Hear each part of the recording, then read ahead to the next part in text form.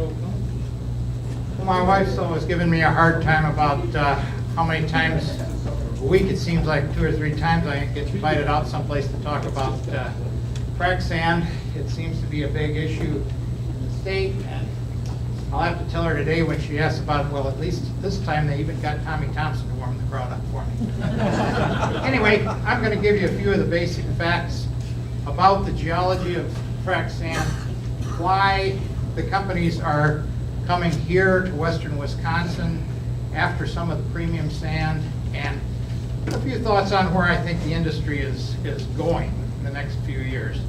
And then Tom Woletz is going to handle the more the regulatory side from the DNR's point of view.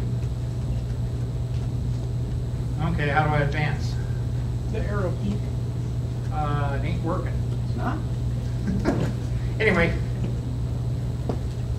That's bizarre. Oh, there we go. All right. Well, anyway, so what's the big deal with frac sand? Well, Cambrian Ordovician sandstones, these are just refer to the age, about 500 million year old sandstones. Western Wisconsin, Minnesota are widely recognized as the best available for premium quality frac sand. Premium quality frac sand means that they meet all the really important specifications needed for a frac sand, which I'll make a little clear to you in a few minutes. As long as fracking is the best available technology for producing previously unrecoverable domestic gas and oil, frac sand mining is going to continue to be a big business in our region.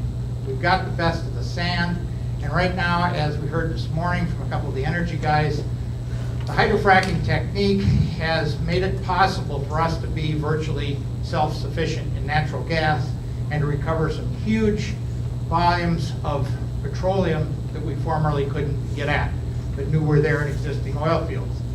Now, the interest in Wisconsin sand has been growing for quite a while. Probably for 4 or 5 years I've been getting calls about it. But the sand boom, really, that we had here in 2011 took us by surprise. This was something that many counties were overwhelmed by permit applications, and the scale mining's presented problems that we haven't had to deal with before. It's basically an industry that's been around for a while, but we've really, in the last year, seen a tremendous growth. Okay, well, what's hydrofrac all about anyway?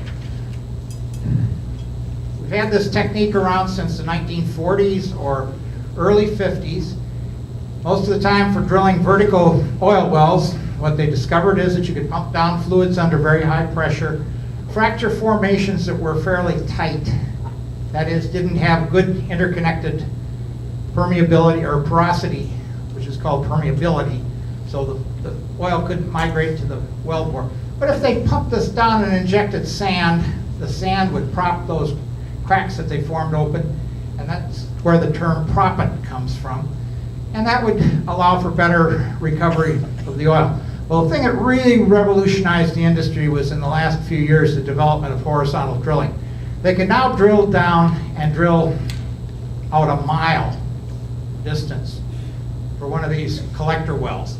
And this is the kind of thing that they're doing up in areas like Minnesota, where they're, or not Minnesota, excuse me, North Dakota, Bakken Field, where they're producing from one wellhead. They'll put in a whole series of these, what we call collector wells. They cement these wells in, perforate the casing, hydrofrac them, and then use those as the conduit to collect natural gas. And we're collecting tremendous amounts more that we could never get out of this stuff because it was just too tight before. Well, the operation looks something like this. The wellhead's about out in here. All these big red trucks are huge compressor trucks, all hooked up in tandem to pump the pressure down in that well to break the rock.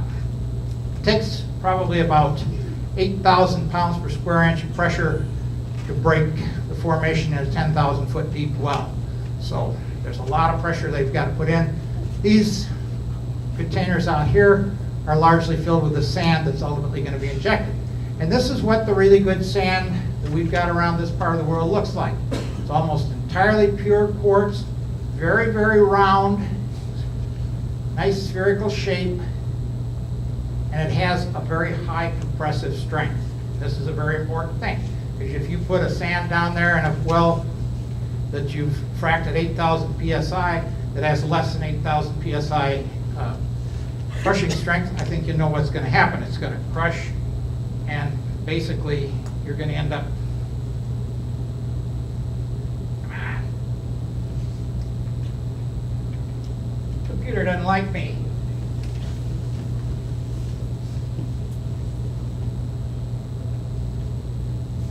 Oh, there it goes. It's just a little bit slow. Anyway, here's where most of the new operations from 2010, 2011 have been located. Got a few less on my map than Tom has on his. But you can see they've been concentrated in areas like up here in Chippewa County, where the Jordan Formation, which is one of our major producing formations, has good coarse sand for producing the 2040 coarse fraction that's used a lot in the oil industry. Jordan counts for most of this up in Barron and Chippewa counties. A few over in Dunn County. These are, this one's looking at Jordan and Woletz Formation, which I'll show you in a minute. And a cluster of them down here in Trempealeau, back up into Jackson along the railroad. These are in the Woletz Formation. And down here in southern Monroe and eastern, or in northern eastern Monroe and southeastern Jackson. Now you can do it this time. Hey. This is Tom's map. Has a few more points on it. Shows some of the older sites, like the two underground mines that we have over in Pierce County at Bay City and at Maiden Rock, have produced probably for the last 50 years, and were some of the early producers of frac sand, which I think the reputation of northern white sand, which is what our sand is called up here, is built on the production out of the old mine at Maiden Rock, which was sent down to Texas and Oklahoma for many years. As you can see, there's 37 different sites on here, and there's probably, when you count the little small operators, Bubba's Trucking and Excavating with 5 dump trucks and a backhoe who are hauling it over and selling it in Minnesota or whatever, there's probably another 20 or more out there. Well, where's the gas and oil? Oops. Where's the gas and oil? Where's this being used? A lot of it goes out to the east in what we call the Marcellus Shale in Pennsylvania and New York. This is probably an area you've heard a lot about because of the problems that they've had out there. And a lot of the problems that have been caused by fracking process have been due to the fact that in this area, this is where we first discovered oil back in the 1850s. The area is drilled full of holes like Swiss cheese, and the base of that Bakken Shale is only down about 3,000 feet. So hydrofracking and that stuff may not be the best technique, although it's yielding a lot of gas, it's yielding a lot of problems. When you're looking at shales like the Barnett and Woodford down in Texas, Bakken up in North Dakota and Montana and into Canada, these are ones that are down there 10, 15,000 feet, and the technique works very well, unless you happen to have a problem with the construction of the well, cementing of the casing, which is always a possibility. Okay, well, here's what some of the best sand looks like, as I showed in the earlier slide. We have a lot of high quartz sand in Wisconsin and around the country. Here's an example up here. It's all too angular, or glacial sand like we have in the eastern half of the state is all very impure, contains rock fragments, not suitable. The only place we have this good material exposed is over here in western Wisconsin and into a bit of Minnesota. Make that a little more dramatic. Took the geologic map of the U.S., played around with it in ArcMap, colored the areas of super mature Cambrian sandstones in red. You can see it a little bit down around the Ozarks and a bit in the Appalachians. By far the biggest area is right here, Wisconsin, and over into a little bit into Minnesota. Take a slightly closer look. This is Mississippi River about here, and you can see that within that belt of sandstone exposure, Trempealeau, Jackson, the northern part of Monroe County, clear up into Clark until we reach the feather edge up here, where basically the sandstones are weathered away and we have Precambrian granite basement at the surface. But this is the big belt of sandstone interest for frac sand. Once you get over east of what we call the Wisconsin Arch, eastern part of the state, the sand is a lot finer grained and is not really suitable for frac sand, but it's a very important resource for foundry sand, which is another big use of Wisconsin industrial sand. Here again, why we're out in this part of the state, we're in what's called driftless area. For some reason, the glaciers, every time between about 25 to 10,000 years ago that the glaciers advanced, they seem to miss this area. They gave Minnesota a pretty good dose of material over there, which is probably why their industry lags quite a bit behind ours. But we got the best of our sand right in the area where we have no superficial deposits. It's easy to mine. It's at the surface. That's what's drawing the sand miners. Now here's a map that I made way back in 1984. I think we probably sold about 6 copies of it, and I never in my life figured that it would end up being our best-selling map at the state survey. But this covers the entire really hot area of the sand country. As you can notice, Jackson County just catches the north part of Monroe. Basically, all these formations dip to the west over towards the Mississippi River. Mount Simon Formation, which is the lowest, oldest sandstone, suitable for sandstone. We got or frac sand. We got a couple of mines up in Clark County, and a little bit of the sand out here in our area where we are today comes from weathering of the Mount Simon. The Woletz sandstone, which is all this red material that you can see on here. This is the heart of the area in Trempealeau County. Most of that production is out of the Woletz. So is the area of the eastern part here in out east of Menominee. The other formation is the Jordan, which is shown in gold on here. The old Maiden Rock Mine and Bay City Mine are located along in here.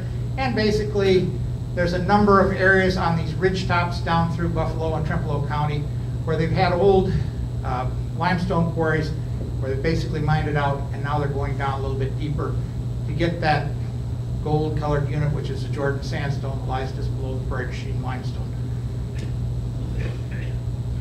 Zoom in a little closer on our area right here. This is, here's Warren's. Toma's right down here. You can see the ridges out in here. We have some Woletz. The Eau Claire Formation, which is very fine grain, shown here in gray, is not useful for sand or for frac sand or industrial sand of any kind. Neither is the Tunnel City Group, shown in a green color.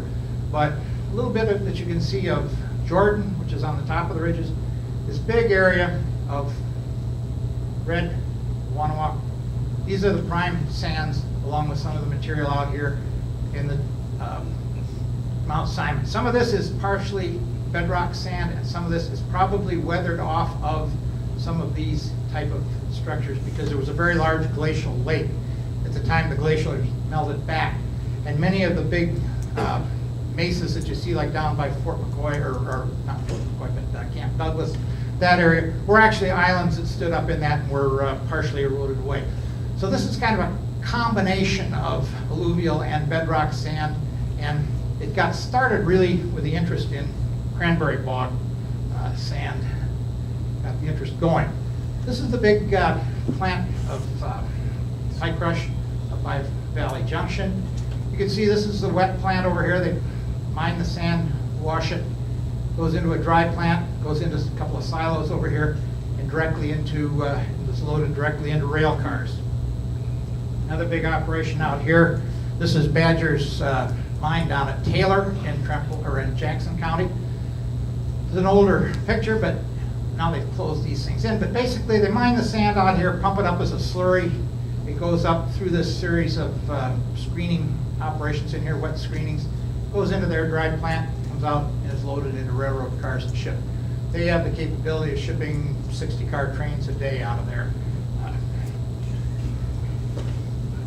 So where are we? It's, don't worry about that. I put a piece of tape over that on my computer. Anyway, so where are we? Wisconsin's had 100 years of sand mining history with really no significant problems. We haven't had a lot of environmental problems with it. Tom will talk a little bit about that. We see in 2011 is essentially only a very rapid expansion of an old and well-established industry. Just boom, all of a sudden the interest has come in, and we've seen rapid expansion. Good thing is most environmental issues can be dealt with under existing regulations. DNR's got a lot of regulations on water and on air quality, which Tom will talk about. By using existing technology and applying industry's best operating practices, we can eliminate a lot of the fugitive dust issues and a lot of the potential water issues. I just downloaded from NIOSH a manual about that thick on dust control practices that they put out just recently. So there is some attention being paid to that. Big problem out there, many new mines rely on truck transport, and this has created traffic problems, safety issues, as well as road maintenance issues that really need to be resolved. And that's one of the things that we're working on resolving right now, and I think we'll hear a little more about that later. But as new mines come into production, I think the demand is going to get met, because we're putting some pretty big plants in, like that one I showed you up at High Crush. Badger has put in millions of dollars into expansion. We've built several new ones up in Chippewa County. As these come into production, the demand should be met, and I think the pace of development is going to slow down. We're going to see that in the next couple of years. And that's going to allow us the time to work out some of the remaining issues and move this along to the point where it's a stable industry. One of the biggest things, I think, key issues, and you're fairly well situated for that here in Monroe County, is access to rail. I think the little guys, it's not a cottage industry, the small guys that are trucking it down to Winona, Minnesota from central Trempealeau County, putting it on rail, they're not going to last. It's the big guys who are going to direct ship on rail. High Crush fits in that on the Union Pacific here. The old Green Band Western line down here has Preferred Sands, which used to be Wind Bay and Badger Taylor. There's a whole bunch of those. It's going to be access to rail. And one of the problems we're going to have, I think, is the need to upgrade the rail infrastructure in the next few years. A lot of these old lines are not going to handle the traffic that the sand industry can potentially develop. So conclusions for me, Mother Nature didn't give us any oil and gas in Wisconsin, but we'll get the sand that's now needed to produce it, both in a more efficient and with less waste. Frac sand mining should continue to be a strong and stable industry as long as the demand for oil and gas is there, which I don't see letting up. And as long as we have a national energy policy that is trying to reduce our dependence on foreign imports. This is clearly a good way to get as much out of our domestic production as we possibly can. Current boom is going to ultimately settle down, the supply catches up with demand, the sand mining industry is going to stabilize. The large, more efficient producers who have access to rail or barge transportation surviving. It may take a few years, but that's basically, I think, where it's going to go. So that's it for me. Thank you. About this time last year, we started talking between a couple of different state agencies, Dave Martins from what is now Wisconsin Economic Development, some people from Workforce Development, DOT. We decided maybe we should just get together for a morning and chat a little bit about what's going on with frac sand, because it was a new industry that was all the agencies were touching. And we had a great meeting. We shared information and what we were doing with them, DOT, DNR, from jobs perspective. And at the end of the meeting, it was a great meeting. At the end of the meeting, we all kind of scratched our heads and said, well, are we seeing the tip of the iceberg here? And we all shrugged and said, well, gosh, we don't know. We'll just wait and see. And I'm here to tell you today, we were just seeing the tip of the iceberg. In September, the secretaries of the DNR assigned me to be the point of contact within the DNR to work with the frac sand industries, do public outreach like this. I think I've done more. I think this might be my 27th public speaking engagement. I think I spoke to over 3,000 people on the topic. There's just been a ton of interest in it. Worked with a lot of mining companies to facilitate and coordinate permits. I've spoken to people globally on this issue. Halliburton, people in England, investors from Goldman Sachs. My neighbor called me the other day and said, Tom, you're in the Wall Street Journal. And I said, oh man, this is getting out of hand. So there's a great interest in it. I speak from, from the governor, senior policy advisors, all the way down to some Amish farmer in Augusta that wants to know if he's got frac sand on his land. So I have a little, these are the first PowerPoints I've ever done. I never thought I'd do a PowerPoint at my age, and now I've heard they're out of style and nobody uses them anymore. So here, I'm still behind the 8 ball. But before I start, I do want to tell you that there's a misconception. We do not do, and Bruce kind of touched on this, but I want to reiterate this, that we do not do any hydrofracturing of wells in Wisconsin for oil and gas. We don't have any oil and gas reserves in Wisconsin. All of our sand is shipped out state. So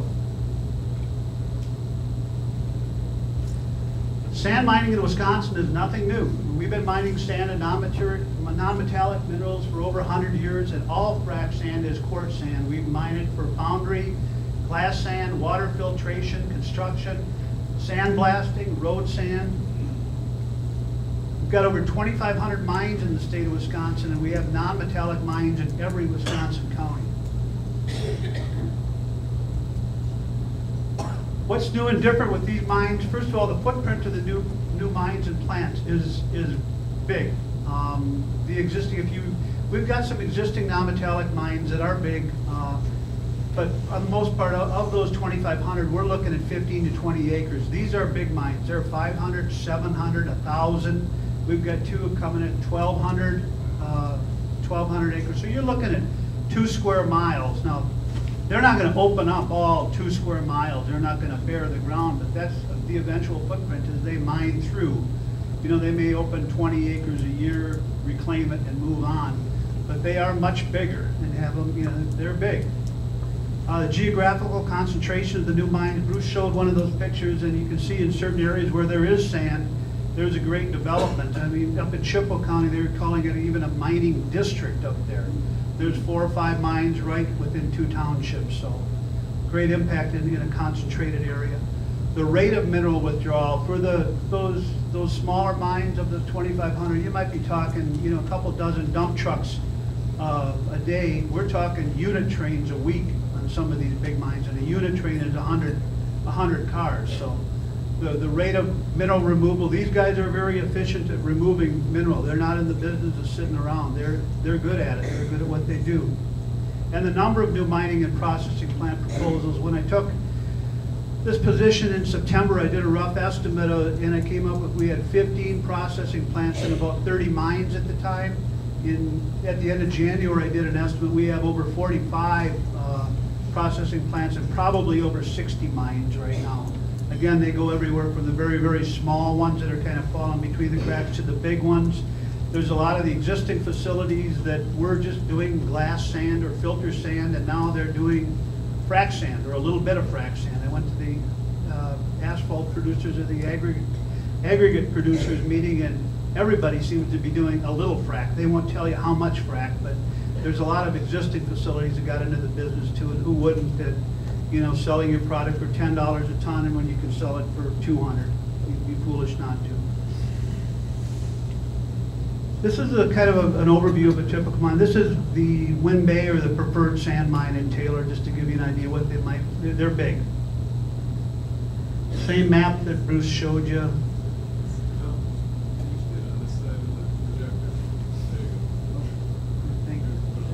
All right. Wisconsin has sandstone that's, and Bruce went through this before, clear, clean, crystalline, pure, desirable size gradations, usually close to the surface and easy to mine. He talked about the technological advances, the maximize oil and gas yields, increasing worldwide demand for petroleum products and gas. Bruce mentioned the old guy from the Maiden Rock mines. Eldon Duncan was his name, and he's quite a character. He came up from Texas and reopened that mine about 35 years ago, and he got to be a pretty good friend of mine, and he said to me one day, he said, "Tom, do you believe it? We're selling sand to those damn Saudis." You talked about, you know, earlier today you talked about traded product. Well, I don't think there could be a more traded industry than the sand industry. We don't use it. It all goes out of state, and it all generates money for the state.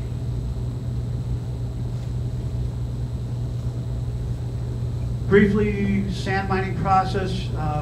Either going to remove the overburden, they'll remove the sand, possible blasting or dredging, rough screening, washing. Sand will then go to a drying or a stockpile. They'll do further screening, possible resin coating, and transport and rail is important. Because of our climate, they only wash sand, you know, from say April to November. They'll stockpile it, and then they'll work through their stockpile with their dryer during the course of the year. You saw that one. Here's a Fairmont mine. You can see kind of the loose sandstone up there that they blast, and then that face will come down, and they'll work at that. And when they've got all the material that's blasted off, then they'll do another blast. Maybe once a week they'll do a blast. Here's the, in a nutshell, DNR regulations: air permits, stormwater permits, high-capacity well permits, wetlands and waterways permits, and endangered or threatened species and archaeological review. I've got a few handouts I'm going to put out. I don't think I have enough for everybody here, but I'll put them out on the table to talk about. I've got some things on endangered and threatened species in the archaeological review and wetlands avoidance, which is, you know, probably not only good information for the frac sands, but anybody that's in economic development and wants to work with us. I'm not going to go into detail on some of these permits here. One of the things specific to Wisconsin, this area in particular, is the Karner Blue Range. We've been working with the mines to find out if Karner Blues are present. Real important that anybody considering a mine, you know, would come into us early so we can work through. It's not a showstopper, but it's good to know ahead of time, and Uniman did a very good job working with us. They're one of the partners in the Karner Blue program right now, so come to us early on these issues. There's the Karner Blue. That even generates some tourism, I heard. I heard that Black River Falls has a Karner Blue Day. There's the lupin. It's the host of the Karner Blue. It's a pretty flower. It needs it. Grows in sand, and that's what we're after. Here's the county regulations: DNR oversight, shoreline zoning and floodplain regulations, and mine reclamation. Talk a little bit about the mine reclamation administered by the counties. They need to have an approved plan that meets the minimum state standards, and importantly, they need to provide financial assurance up front before they start mining, so that they, if say they would default, they could come back in. There would be a pot of money the county could use to complete the reclamation in lieu of the mining company doing it. So we're always assured that reclamation will be done and the land is going to be healed. Potential reclamation uses: agriculture, prairie, wildlife habitat, hunting, recreational land, commercial, residential development, parks, and I suppose I should have added cranberry bogs to that too, because some of that's, there's some badger mining reclamation. Here's just a few pictures. You know, things haven't been perfect. There's a lot of companies out there that are very good. This has drawn a lot of new companies in that maybe need to learn a little bit. This is an unfortunate incident where a dike broke and some process and stormwater flowed into a trout stream. Here's a pretty severe erosion problem. Wind erosion. People are concerned about silicosis when they see this type of stuff going on. This is actually a good operation. This is Fairmont and Menominee. That's a water cannon. They've got kind of an irrigation system there. When the wind comes up, they can deluge the piles, and it really does a good job of keeping the dust down from blowing out the piles. I thought you guys would like this. This is a slide, actually, when I met with Dave Martins early on. This is some of your information, Dave. Some of the information I got just from reading the newspapers, and others I got from talking to the mine operators. I always caution that this was not a big research I did, but people seem to glom onto this, and it showed up a lot of places. But I think it's pretty accurate. 40 to 50 jobs per processing plant, 10 to 20 jobs per mine. 90% of the jobs are local hires, $18 to $20 per hour for equipment operators, $20 an hour plus for electricians, more skilled workers, and all the secondary impacts that go along with it. I know firsthand a lot of my friends and neighbors who were unemployed or underemployed are now working in the mining industry, whether it would be for crane erection or building the conveyor belts or the earthwork. Some of them are electricians, and they've been as busy as they wanted to be up in Chippewa County for a long time. Kind of the secondary impacts. 20 to $40 million for processing plants with resin coating, $100 million. Infrastructure, construction, electrical lines, gas pipelines, rail spurs, and water lines. Traffic on the Union Pacific up there has doubled. I'm sure the railroads have added on people. Local trucking jobs. Somebody talked earlier about the difficulty getting truckers. Well, I talked to the highway commissioner in Chippewa County. He says all his road people are leaving the county work and they're going to work for the sand mines. Secondary service jobs to support the mining activities. That's my contact information. I work specifically in the frac sand industry, but it is one of my jobs to work with them and make sure they get all the DNR permits that are needed. But I'd also like to recognize Dan Bauman, who is our acting regional director. He's my boss. I'm also more senior than him. Sharon, don't feel bad. You know, young guys are taking over the world.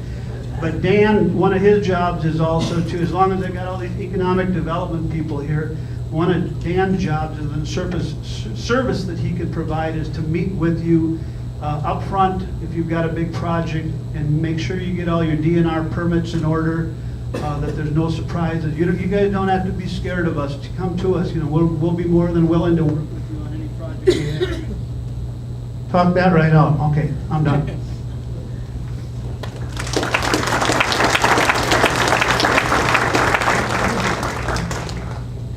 Hello, my name is Lee Turonie. I work for the Towns Association.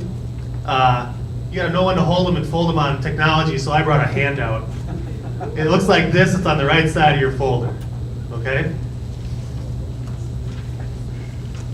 So, the major, these guys gave a very good basis to the industry, what it is, that's probably sticking around for a good while yet, and gonna continue to grow at a good pace for a while yet too.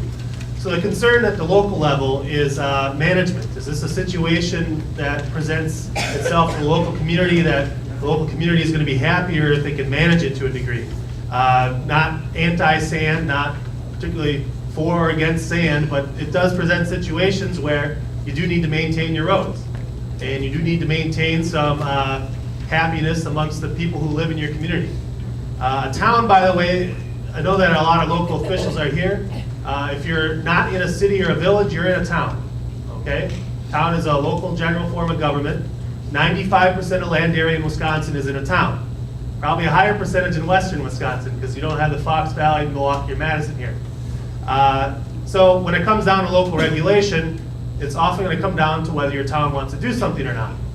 Now, there's a flip side to having no regulation. We're at economic development here. No regulation is very attractive to a business because it means they can do pretty much what they want. They don't have to ask you. That's the point. Now, in Wisconsin, we have a couple of different types of zoning. There's over 1,200 towns in the state. Only about 250 of those towns don't have any zoning whatsoever. All right? Out of 1,250, about 250 have no zoning at all. And zoning's a local thing. It varies from place to place. You make it your own. Now, just by the grace of God in His country here in this part of the state, ground zero for frac sand is an area of the state where it's very traditional to not have very much land use regulation. And so it has been difficult, I think, for a lot of local officials to not just get used to the sand, but get used to using some of these tools. The regulatory tools available to local communities don't need to be created. We don't need any bills to get through the state legislature. They already exist. It's a choice of whether to start exercising them or not. Okay? So I'm going to go through a couple of those tools that are right here in this handout to let you know what's mostly available. First thing, I just want to mention first bullet.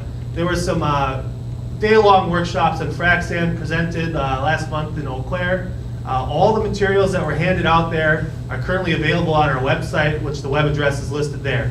Go ahead and have at any of those materials, a lot of samples, a lot of information. I think Mr. Brown's presentation is there as well. So onto the three regulatory tools. The first one, and this is available to every local government, is highway weight limits. You have roads in your jurisdiction, you can regulate the roads. You don't really get to regulate things like cars only or trucks only, not so much. Mostly it's about weight. Most roads, when you're driving your normal passenger car that we got 100 parked outside, most roads don't know your car's there when you're driving down the road. Damage and wear and tear on roads is all about weight. It's all about heavy loads.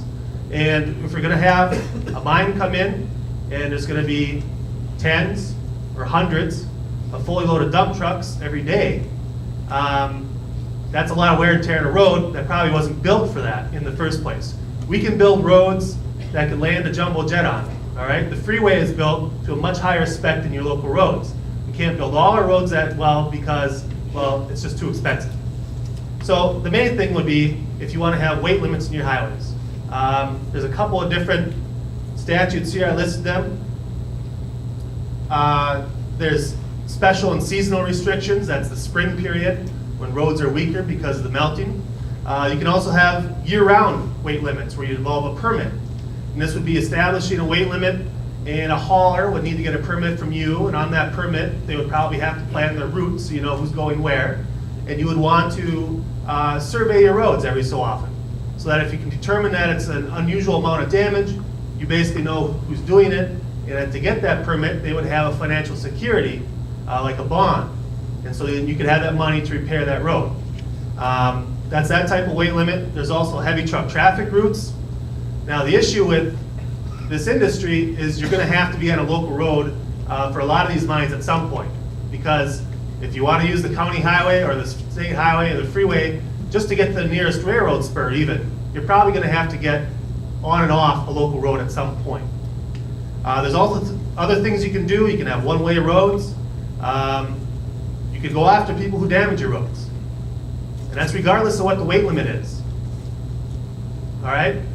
Weight limits is a little bit of a false sense of security. When someone says we need higher weight limits, that's fine. But if they still damage the road, they still damage the road. No one's entitled to go bust up the roads and expect everybody else to pay for it. Okay? So that's kind of the philosophy behind highway weight limits. Next thing I want to go to is what's called police power. Cities and villages have this automatically. In towns, you have to adopt what's called village powers, your electors that do that. When you have this, you have the general ability to regulate for the public's health, safety, and general welfare. You've heard those terms? That's what's called police power authority, technically in the world of municipal law. This was confirmed recently in that case, perhaps you heard of it, from Cooks Valley in Chippewa County. Cooks Valley was one of the first towns that was having some of these mines come in. They adopted a licensing ordinance for mines to meet. Why would you want to do that? You might want to regulate some things like hours of operation, so you don't have 100 trucks going down the road at all hours. Particularly, I think sometimes when kids get picked up or dropped off from school, they want less truck traffic. There's noise issues, maybe some of the sand, the blowing issues, we talked about that. All those kind of things these guys mentioned, you might want to regulate locally. You can do that with a police power. It's just a general within your jurisdiction, you have to get a permit and fulfill the conditions of that permit, or as a local government, you can yank that permit until they start doing it again. That's your authority. This went to the Supreme Court recently, and it was confirmed that municipalities have the power to do that. You might consider that a precedent-setting case. If you're a municipal lawyer, it just confirmed everything you already knew, though. The next authority is a different type of police power authority. It's called zoning. Like I just said, we don't have a lot of that here, but there's a renewed interest. Zoning is a different type of police power authority. You get to regulate where something can be done.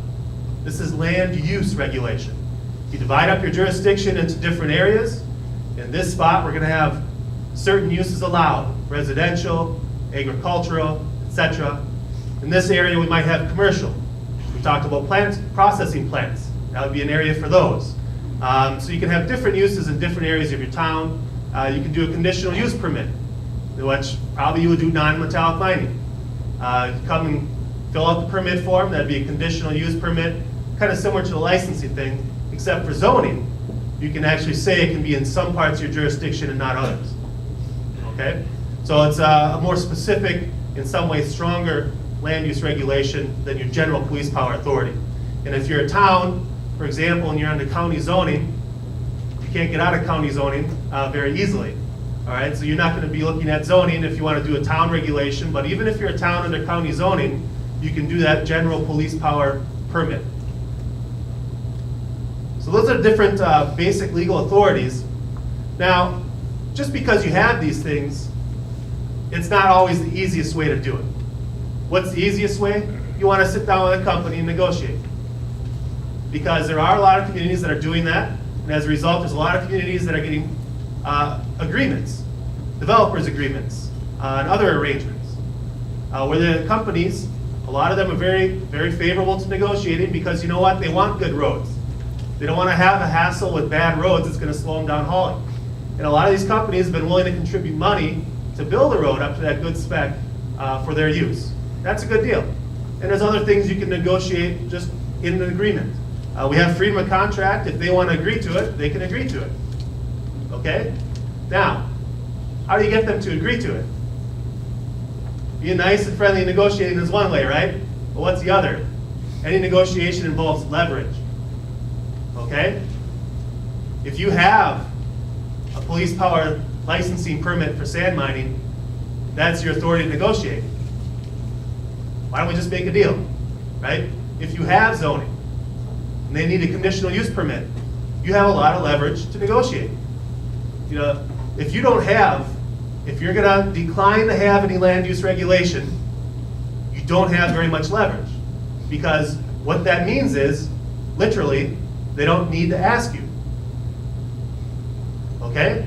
So it's important to remember, I know that historically, in a lot of areas, we like things the way they are. Nothing wrong with that. All right? But it's a misconception to think that they're the way they are because we don't have regulation. That's not really the issue. It's the same legal tools that already exist, whether you want things to stay the same or to change. And how you design those things, which way you want them to go or whatever mixture, that's the local decision. That's the beauty of local government. So these are your legal authorities. You have options at the local level. Now, if a company is going to build their own railroad spur, you're not going to have much negotiation as to weight limits, right? So you have to keep some sensibility with that. We mentioned the rail lines here, and they're owned by different companies. Different companies charge different amounts. Different sand companies may have different agreements with different rail companies. And so some of the trucking involved is not necessarily the nearest railroad spur, but they might be going to a certain one and it might not be the nearest. Okay, and you mentioned some small-time sand dealers that are trucking all the way with Winona, which is a couple hours. So it all depends on that local fabric, but I think part of what your local fabric, what you want to do is seriously consider getting some form of regulation, because you want to make sure that they come and ask you to talk to them. That's where you want to go. Once you get to that point, you can negotiate and try to get a deal that you think is going to work well for the company and work well for the community. So that was basically the point of my being here, and I'm here for questions later. Thank you.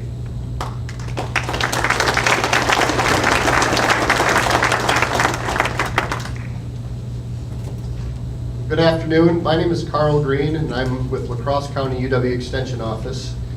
And I think pretty much most of my talk has been covered, so I'll be very brief, and then maybe we'll go to the questions. I think both what Tom and Bruce have talked about with the extent of these formations, it's pretty evident that this material is pretty much everywhere in western Wisconsin, southeastern Minnesota. There are really three things, I think, that are going to dictate whether or not these mines go in the area.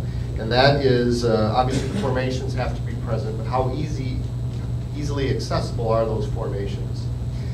In particular, how much either overburden is there, and then how accessible are the transportation routes to get that material out?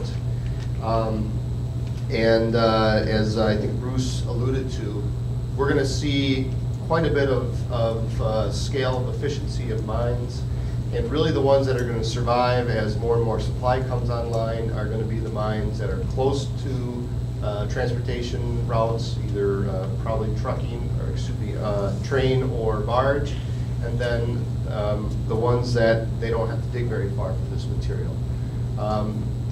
Because of the dip of these formations, what is at the base of the bluff in La Crosse County is actually exposed near the surface in Monroe County. And so there's really an ease to accessibility in parts of eastern Monroe County, as well as the transportation routes that exist. The other thing that I think is important to consider is really the longevity of this industry, because as these mines come in, you know, how long is this going to be a boom for western Wisconsin? And really, as the price of oil hovers around $100 a barrel, I think that that's where we have to sort of watch as far as how long is this going to be an industry. because as I think one of Bruce's slides show, this is a pretty labor-intensive method of extracting oil and gas from the ground. There's a lot of material required. There's certainly a lot of costs associated with purchasing the sand, injecting and fracking the sand, as well as some of the issues associated with the fracking. And if the price of oil drops from $100 a barrel to $60 a barrel or $50 a barrel, you know, that cost associated with getting this oil out of these oil shales is really going to become exclusive and no longer a method that would merit the work required to produce it. I don't think on the because of the issues going on in the Middle East and the political risk associated with a lot of oil that's out from the Middle East, that we're going to really see oil prices drop that much. So I do think that this is going to be an industry that stays around for a while. And then I think they touched on it, either Bruce or Tom, but the importance of a performance bond, which is basically that insurance policy that if the mine company goes defunct and you no longer have somebody to go to do the reclamation of the mine, it's important that there's some sort of a performance bond, which is basically your municipality's insurance policy to keep the reclamation process in place and so to assure that it'll happen. So I guess I think maybe we could open it up to questions if that's okay. Fine, we got lots. All right. Okay, we got quite a few questions, and I kind of lumped them together, some of them. Number one, is there any value to the land once it has been mined? Reclamation plans. You can use one of those. Well, sure, I mean, a lot of this, some of the land is being put back into farming practice. They'll take off the topsoil, the A horizon, the B horizon, very, very carefully and stockpile it. Typically, they'll make the berm around the facility to shield it. When the time comes, they'll put it back on, and they can crop it again. I've seen good crops of soybeans and corn, and sometimes it'll be returned as oak savanna, hunting land, plant trees to it. Badger has done just a marvelous job down at Taylor and reclaiming some of their land. So, yeah, it can become useful. Housing developments, little lakes, it can be done, and it can be done very well. Anybody else there? Well, I might just add, I don't know if these things are on or working, but I might just add that, yeah, I second what Thomas said on it, and it's also a very easy job in many cases compared to other types of mining to reclaim a sand mine, because you're basically looking at fairly soft material, and you're not looking at big high walls like we have in many kinds of quarries. If it's done in the usual way that it's done, to minimize bonding, to keep rolling over acreage and reclaim as you go, many of these companies in the larger sites, they sound fairly formidable, but they can have it back into useful production within a few years of the time that they mine them out. Okay, thank you.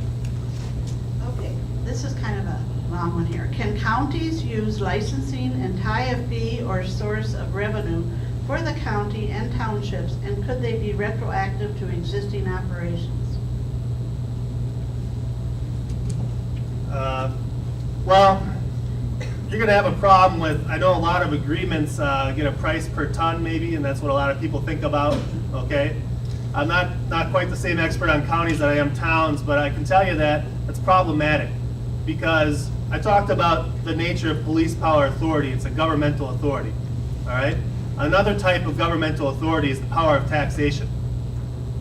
In a town in particular, you don't have the ability to just tax what people dig up in their land anywhere, okay? So again, there have been agreements on this though, because if a company wants to sign up to that, and that's how they want to figure making a reasonable payment, that's fine, they can agree to that. But it's going to be tough to impose on someone. And I'm not sure that counties have that taxation authority either. I'm thinking they don't. So something they could agree to if it just works easier in everyone's mind. Going to be hard to impose. I think was there a two-part question? Or was that the whole thing? Did that answer the question? Yep, answers the question. Okay. How does sand mining affect the quality of groundwater? Does it deplete the groundwater? I think that if they're removing enough sand that, is this on? Yeah.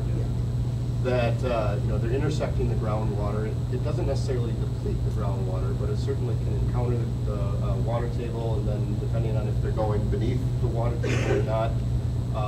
But really, sand mining is a relatively inert process. I mean, it's the removal of the quantity of material that's the big issue, or where that shows the greatest impact. But unlike metallic mining, it's a relatively inert process, I think. So it doesn't have as much of an impact as like metallic mining.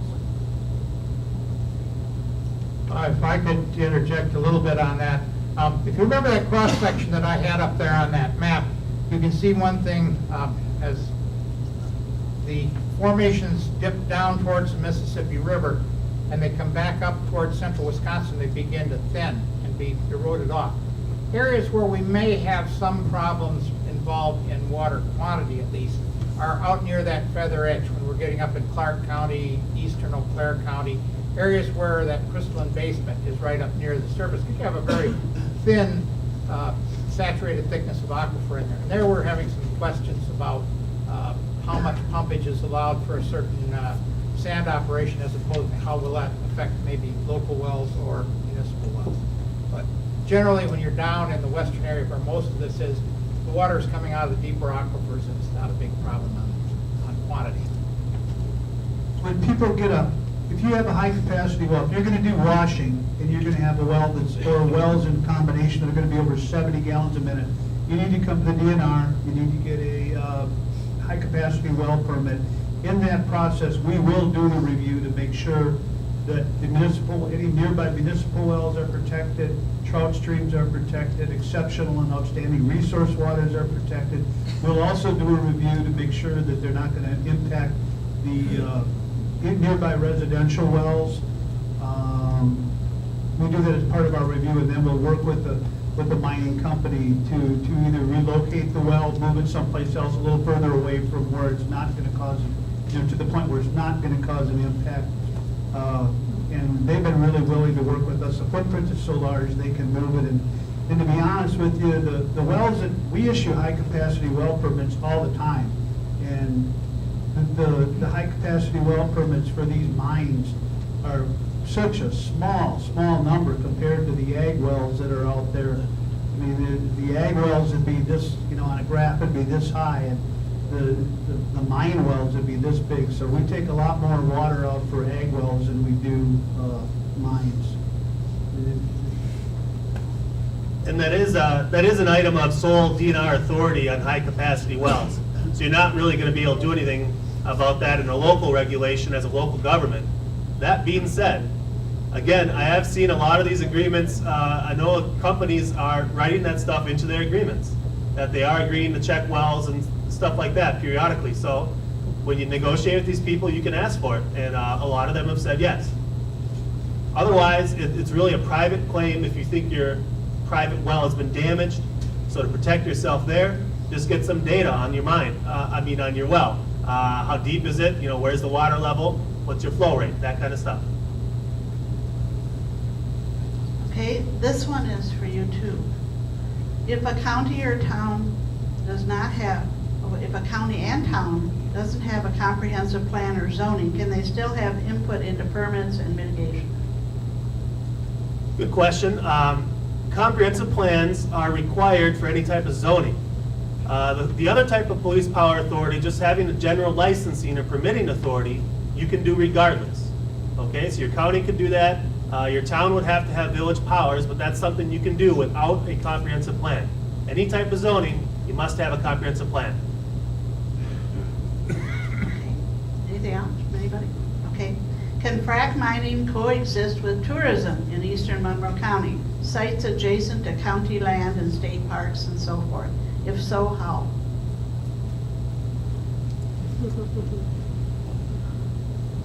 Okay. I'll take a crack at it, I guess.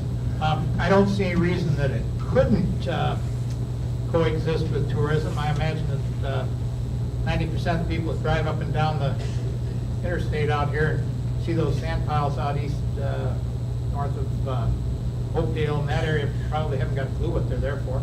But by and large, many of the larger mining companies are very careful about putting up berms and trying to disguise their, keep their operation out of sight where it's not going to be in general view, or it's not going to be, help cut down, mitigate noise and such things. So again, usually the bigger operators are more than willing to cooperate and negotiate on ways that they can make their presence as little known as possible. That can be an area for some local regulation if you want to do it. Hours of operation, truck traffic, regulating that somewhat. Some of these mines do some blasting. It's not real big blasting because the material is so close to the surface, but regulating hours of blasting. Also, you saw the slide with the water pump, keeping it from blowing. If the mine's next door but no sand's blowing anywhere, I'm probably enjoying my time at the park anyway. So probably can be done, yeah. Is there a possibility of devaluation of property close to frac mines? Devaluation. Well, there's, some possibilities, sure. This is a very similar issue that I've seen. Actually, it reminds me of wind power. When we see wind turbines come in, this is the argument for a couple of years now, and it still is an argument that some assessing is subjective, okay? It's a perception. Do I want to live there? Maybe I thought I was going to live in the country, but now I live across the street from an open pit mine. There is a difference there, and there could be some subjective difference in the value of land. It's possible. I don't know if people are negotiating this with sand companies, though. But I have seen it with wind power, called good neighbor payments, or some guarantees in the contract about land value. I know there's been some frac sand agreements with that as well. The frac sand companies, if they come in and are paying thousands of dollars an acre for where they put in these mines, and they're selling this stuff for a few $100s a ton, which is a lot for material. Frankly, it's not a whole lot of money to guarantee that neighboring land value. Just like it's not a whole lot of money to them to probably ensure that there's a well-built road for them to haul on. That saves them money. So I know that agreements are being made to guarantee such things, yes. Anybody else there want to comment? How long does a typical mine stay open? Well, I guess I can take a stab at that. It depends very much on size. I think a lot of these little ones aren't going to stay open that long, depending on, right now the market is extremely hot. Whereby if you're a company like Uniman, US Silica, Badger, any of the big companies, they're looking from the very start, they're planning that the amount of money, hundreds of millions of dollars that they're going to invest in a huge property like this, they want to be in business for 50 to 75 years. They're looking for a long term. So they're making a big financial commitment, and they're looking for a long life on a property, probably at least 50 years. Anybody else? When a mining site closes and leaves behind a lake, how much of that water is good water? I mean, okay, I know what they're getting at here, but you guys handle it. I wouldn't think that there would be an issue with water quality. I mean, it's unless there was some sort of a spill due to the activity there. It's the water that's coming from the aquifer that's filling back up that lake, or that void that's been left. So really, there shouldn't be an issue with water quality in the remaining or left water body. I might add on that, I've heard there's one proposal over here in Monroe County to do a dredge operation, where you basically have a high water table and you float a suction dredge on there, suck the sand up, process it, and you leave a lake. Well, we've had many operations that do the same thing with glacial sand and gravel in the eastern part of the state and don't have any problems whatsoever. I mean, it's the natural water. If that were a scoured out glacial lake and the water table was outcropping in that lake, which is what it actually does, it's the same thing. It's no different from the water.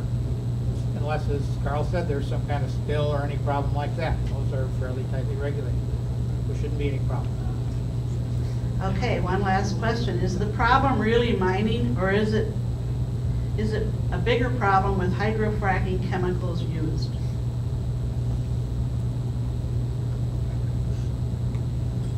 That was why I originally got in, or started programming along the lines of fracking and frac sand mining, is because there are two different issues here. There's the frac sand that's getting mined from Wisconsin, and then there's the issue of hydrofracking in the oil and gas industry. They're completely separate, and the chemicals that are used in the hydrofracking in the oil and gas industry aren't being introduced, and they're not in, they're just not being introduced in western Wisconsin. So I think they're different issues. There are definitely different issues, but I alluded in my little diagram there explaining fracking and some of the areas in which it's being used, that there probably are areas where in this country, even though it may be an efficient way to get oil and gas out, hydrofracking may not be the most environmentally sound tool to use. And that includes some of these areas like southwestern New York, where we hear about problems all the time of people being able to light their water on fire or whatever. And that's because these areas, the base of the Marcellus Shale is only down there about 3,000 feet. And if you've got a lot of old unabandoned wells in there, you can bet your life that John D. Rockefeller and those old guys didn't cement grout all those things up perfectly to modern DNR standard. You've got potential problems for cross-contamination in aquifers and for potentially getting some of this stuff to the surface. Fracking works best in those areas where the oil and gas is down there at a depth of about 10 to 15,000 feet, or at least more than 6,000 feet. And in those areas, you've got very little chance of that chemical material ever getting to the surface unless it's coming out of the bore when they're cleaning the fluids out. You have very little chance of that ever happening unless you've got bad well construction, like the case of the Gulf oil spill a year or so ago. Because these wells are cemented in very tightly, you have to withstand that pressure, but occasionally there's a problem. But the US EPA and the Department of Energy have both clamped down fairly heavily on the companies. The companies used to say, oil companies used to say, well, it's proprietary information, this is our business secret here, we can't tell you what's in here. But they're being more and more forced to be open about what kind of chemicals they are using in the frac process, because they have to have some kind of polymers in there to keep this stuff into suspension as you shoot it out there a mile to get it to go into these, in these collector wells. So, yeah, there's some definite movement towards clarification in that issue. Do any of you would like to say a few words to sum this up? Well, since I'm the only attorney up here, I'm going to make sure to get that last word in. And I'm gonna pump attorneys. We talked about the Cooks Valley case. This is a case that started locally, went up to the Supreme Court of the state. I don't think that will be the last lawsuit we ever see. Okay? I mentioned where you can get some samples. There's information out there now, whereas even a year ago there was really no information or samples anywhere. But you're not passing a sound regulation if you grab a sample, cross off the name of the community, and put yours on and pass it. Okay, you do want to have it reviewed locally. You do want it tailored to your circumstances, and it's everything we just talked about. A regulation. I don't think regulations are by nature bad, but you got to recognize what it is. It's a restriction on liberty, right? No regulations are good for business. That's true. So you want to have reasonable regulations. That's why courts uphold them. You want to make sure that yours are and they fit your community, and that you don't do more than you need to do, but you want to do enough. So I encourage you to get some professional help. This isn't snow plowing. It's not changing the tire on the truck. This is a big deal. And you put these in place, and you're going to want to rely on it for many years, because as they just said, this stuff probably is going to be around for some decades, okay, in a lot of areas. So look at those samples, educate yourself, and hire some professional assistance if you need it, okay? That's my, there you go. Let's give them a hand. Thank you very much.